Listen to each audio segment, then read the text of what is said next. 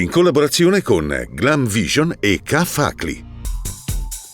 Il medico Fabio Cappelletti fu travolto e ucciso da 2 auto alla vis.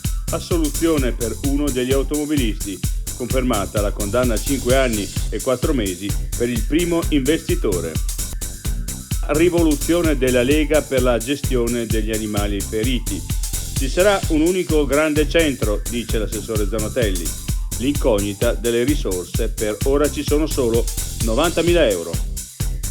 Caro Energia, il Trentino vuole riprendersi le centrali idroelettriche. Una proroga solo alle società che diventano pubbliche.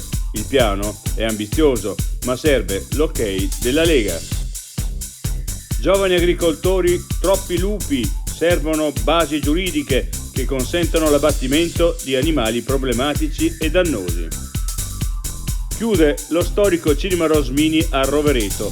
Prima il Covid, poi il caro bollette. Oggi è impossibile andare avanti.